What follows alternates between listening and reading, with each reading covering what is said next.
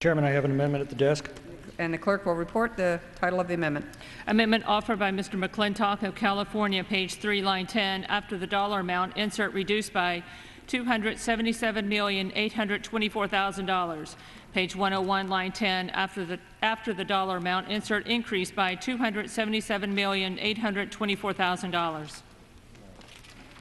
Gentleman from California is recognized for 5 minutes. Thank you, Madam Chairman. This amendment cuts more than $250 million in unauthorized, I repeat, unauthorized appropriations from the International Trade Administration. Now, what does the International Trade Administration do? Well, it's got some legitimate functions enforcing trade agreements and treaties, and this amendment leaves those functions untouched. But ITA also, quote, from their own material, provides counseling to American companies in order to develop the most profitable and sustainable plans for pricing, export, and the full range of public and private trade promotion assistance, as well as market intelligence and industry and market-specific research, end quote. Well, that's all well and good, Madam Chairman, but isn't that what businesses and trade associations and the chambers of commerce are supposed to do with their own money? Why should taxpayers be subsidizing the profits of individual businesses? If a specific business or industry is the beneficiary of these services, shouldn't they be the sole financiers of those services, either individually or collectively through trade associations? It's true, this program has been around for generations, but Franklin Roosevelt, who was hardly a champion of smaller government, had the right idea when he slashed its budget back in 1932 and closed 31 of its offices. The problem is that reform didn't take. Today, the ITA has some 240 offices. Now, the ITA's authorization lapsed way back in 1996, 16 years ago. It's not been reviewed or authorized by Congress since then, but we still keep shoveling money out the door at them.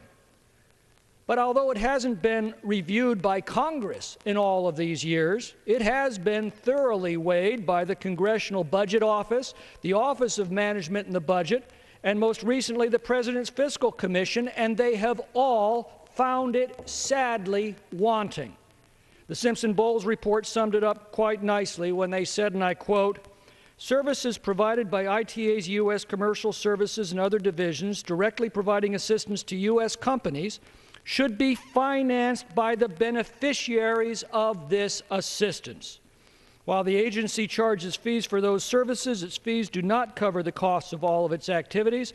Additionally, it is argued that the benefits of trade promotion activities are passed on to foreigners in the form of decreased export costs." Simpson-Bowles goes on to say, according to a study by the Office of Management and Budget, businesses can receive similar services from state, local, and private sector entities. The CBO option to eliminate ITA's promotion activities or charge the program's beneficiaries saves $267 million in 2010 and $1.6 billion through 2014, end of quote. Now, Madam Chairman, if the CBO, the OMB, and the President's Fiscal Commission agree this is wasteful, and Congress hasn't bothered to reauthorize it since it expired 16 years ago, why do we continue spending money that we don't have, duplicating services that the beneficiaries of those services either don't need or are quite capable of funding on their own? And if the companies that we are told directly benefit from all of these essential services are not willing to fund them, well, maybe that's just nature's way of telling us that we shouldn't be fleecing our constituents' earnings to pay for them either. And why would we tap American taxpayers to subsidize the export activities of foreigners, as Simpson-Bowles notes? Madam Chairman, the rules of the House were specifically written to prevent this type of unauthorized expenditure, and they provide for a point of order to be raised if it's included in an appropriations bill, which is what we are talking about right now. But alas, that rule is routinely waived when these measures are brought to the floor making this amendment the only possible way of ferreting out this kind of duplicative program and outright waste. This is a prime example of corporate welfare. We ought to be done with it. And yield his time.